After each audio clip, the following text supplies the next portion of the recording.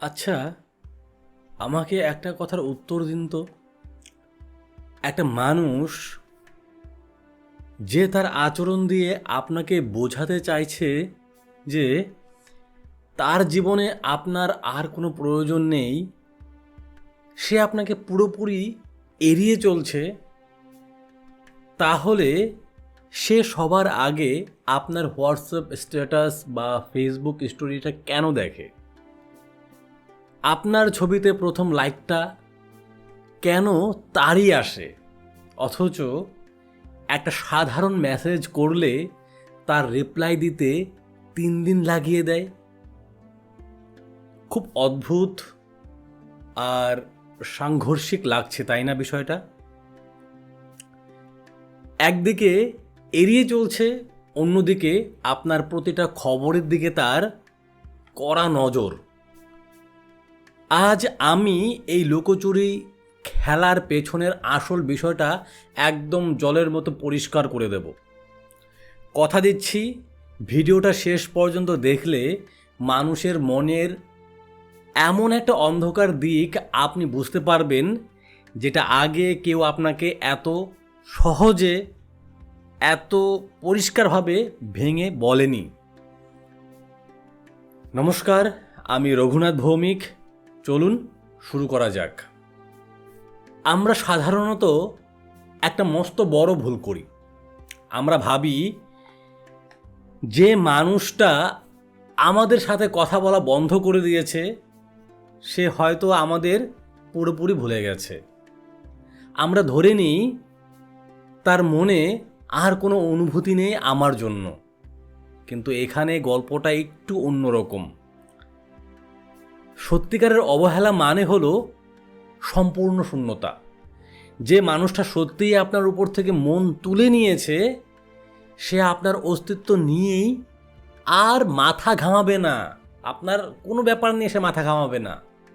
আপনি কোথায় যাচ্ছেন, কি খাচ্ছেন, কার সাথে ছবি দিচ্ছেন, এগুলো নিয়ে তার আর বিন্দু মাত্র মাথা ব্যথা থাকবে না। কিন্তু এখানে তো সে আপনার খোঁজ রাখছে, তার মানে তার মনের ভেতরে সুইচটা এখনও অন আছে। সে শুধু সরাসরি আপনার সাথে কথা বলা বন্ধ করেছে। কেন জানেন? কারণ সে ভয় পাচ্ছে। এটা আপনাকে অবহেলা করার জন্য নয়, এটা আসলে নিজেকে বাঁচানোর জন্য, নিজের মনকে আরেকবার ভেঙে যাওয়ার হাত থেকে আড়াল করার জন্য। যখন মানুষ বুঝতে পারে যে আপনার প্রতি দুর্বল হলে সে আবারও কষ্ট পেতে পারে, তখন তার মন নিজে থেকে একটা দেয়াল তুলে দেয়। এই দেয়ালটা অনুভূতিকে মেরে ফেলার জন্য নয়, বরং নিজের আবেগকে কন্ট্রোলে রাখার জন্য। এর পেছনে মানুষের মনের একটা বিশেষ গঠন কাজ করে। সোজা কথায় বলতে গেলে কাছে আসার ভয়। হয়তো তার অতীতের কোনো অভিজ্ঞতা খুবই খারাপ, হয়তো সে কখনো খুব বাজেভাবে আঘাত পেয়েছে, প্রতারিত হয়েছে, বা এমন কোথাও নিজের সবটুকু দিয়েছিল যেখানে তার অনুভূতির কোনো দাম দেওয়া হয়নি। এর ফলে তার মন একটা সংকেত রেকর্ড করে নিয়েছে, কারো খুব কাছে যাওয়া মানেই বিপদ, আর ভালোবাসা মানেই কষ্ট। তাই যখনই আপনি তার মনের খুব কাছাকাছি যাওয়ার চেষ্টা করেন, তার ভেতরের একটা অ্যালার্ম বেজে ওঠে। সে আপনার থেকে দূরে সরে যায়, রিপ্লাই দেওয়া কমিয়ে দেয়, কথায় কথায় দূরত্ব তৈরি করে। কিন্তু ভেতর ভেতর তো সে আপনাকে ছাড়তে পারেনি। তাই সে সোশ্যাল মিডিয়াতে আপনাকে নজরে রাখে, বন্ধুদের কাছে আপনার খবর নেয়, সে চায় একটা নিরাপদ দূরত্ব থেকে আপনাকে দেখতে, আপনার উপর নজর রাখতে। কারণ দূর থেকে দেখলে পুরো কন্ট্রোলটা তার নিজের হাতে থাকে আর নতুন করে আঘাত পাওয়ার বা দুর্বল হওয়ার ভয় পেতে হয় না। এর পরের কারণটা আর একটু গভীর। সেটা হলো তার জেদ বা অহংকার আর কৌতূহলের লড়াই।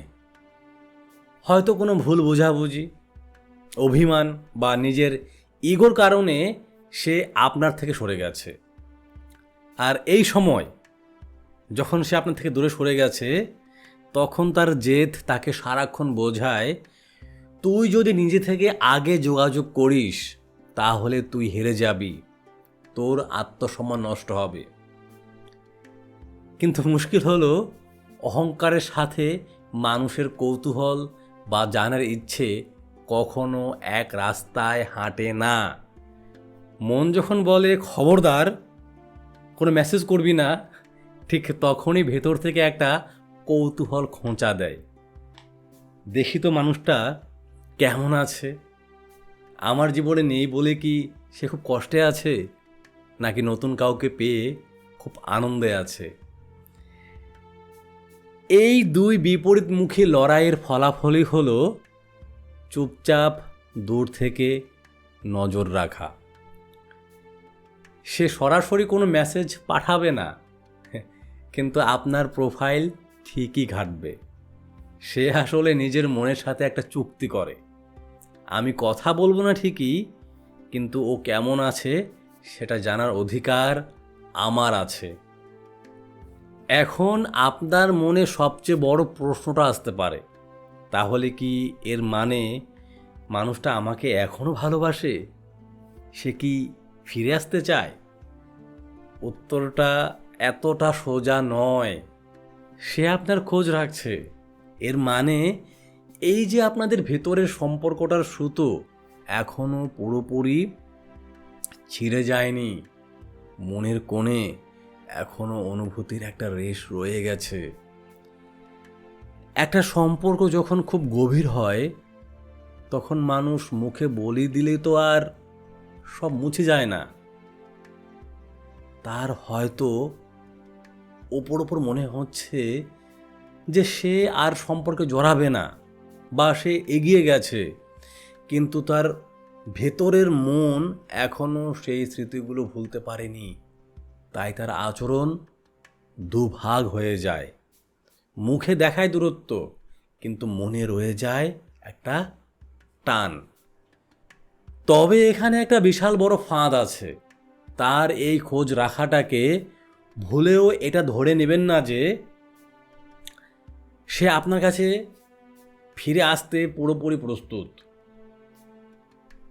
তার মনে এখনও অনেক না বলা আবেগ জমা আছে ঠিকই, কিন্তু সে আবেগ গুছিয়ে পুনরায় সম্পর্কে ফিরে আসা, এই দুটো সম্পূর্ণ আলাদা রাস্তা।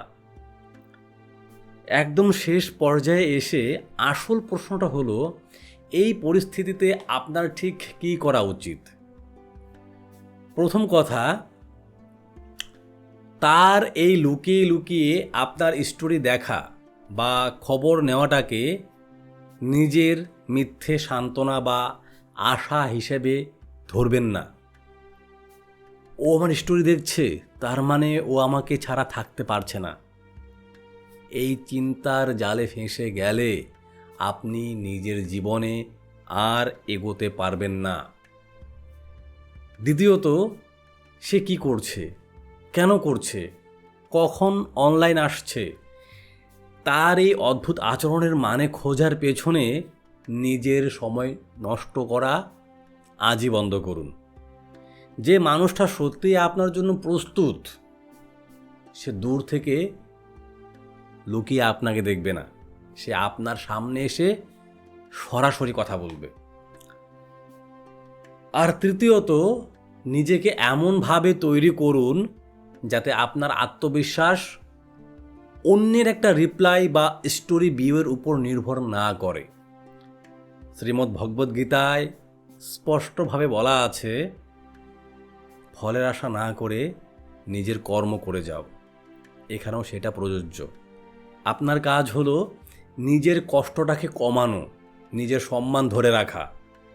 সে দেখলো কি দেখলো না, তাতে আপনার জীবনের মূল্যের কোনো পরিবর্তন হওয়া উচিত নয়।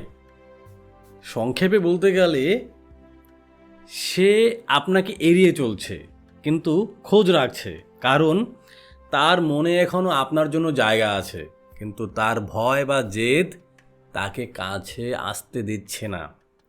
এটা তার মনের দুর্বলতা। এটা মানুষের খুব সাধারণ একটা স্বভাব।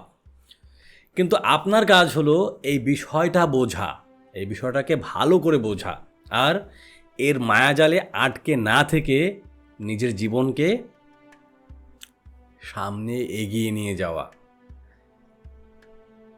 আপনার জীবনে কি এমন কেউ আছে যে এড়িয়ে চলেও বারবার ফিরে ফিরে দেখে? কমেন্ট করে আপনার অভিজ্ঞতা আমাকে জানাতে পারেন। কথাগুলো যদি একটুও সত্যি মনে হয় বা ভালো লেগে থাকে, ভিডিওতে একটা লাইক দিন। আর মানুষের মনের এই যে অদ্ভুত দিকগুলো, এগুলোকে আরও ভালোভাবে বুঝতে চ্যানেলটি সাবস্ক্রাইব করুন, ফেসবুকে দেখলে ফলো করুন। ভালো থাকুন, দেখা হচ্ছে পরবর্তী ভিডিওতে। আর নিজের মনের যত্ন নেবেন। নমস্কার।